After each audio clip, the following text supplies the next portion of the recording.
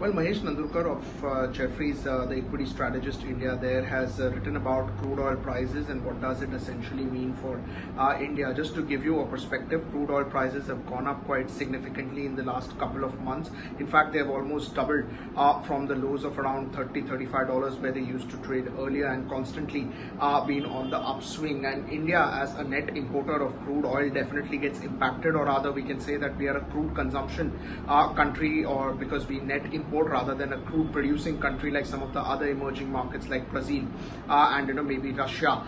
So that is why it's an important number. So what he starts by saying is that crude oil prices at $70 a barrel will drive the CAD, that is the current account deficit, to about 1.5% of GDP. But fiscal consolidation, or the fiscal space for crude, continues to exist as far as $80 a barrel is concerned, which means that only if crude goes about $80–82 a barrel, they would start to worry about macros of India. At this point of time, there seems to be sufficient cushion, there seems to be sufficient space as far as the fiscal maths of India is concerned, with 1.5% of CAD if crude continues to sustain at $70 a barrel. Strong forex reserve versus the earlier times when crude went up does provide a cushion, which means the INR will be comfortable and crude import needs can be particularly met. In terms of the net import crude to GDP, that will still be below the historical averages. Now, when we talk about high correlation, high crude prices clearly are negative for macros. That's what they are pointing out. They are also saying that it will impact the domestic demand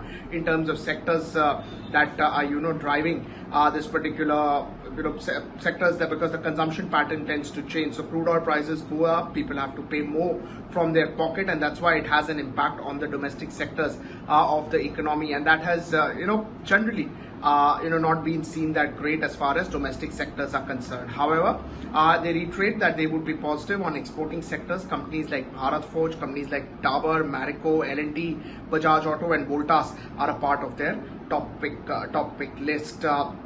Demand-driven crude spike is not negative. That's also something which they are talking about, which means that they have analyzed that crude can be impacted by various factors, and one of the factors is demand pickup. And this time around, they believe that it's coming in because of demand pickup, and that's why it may not be as bad as what it has been historically. However, in terms of crude price play or higher crude price play, if investors want to play, players like ONGC, GAIL are one of the key beneficiaries. It has a direct impact on their EPS. OMC performance could stay strong as they believe that the government will cut the fuel duties and pass on higher fuel oil prices to the oil marketing companies, and that's why they believe that OMCs also particularly could be a play. So in the oil and gas space, Reliance, ONGC and GAIL are a part of their direct pick in EPS, and then you come down to players like oil marketing companies, where they expect an event of fuel duty cuts if prices sustain at these levels.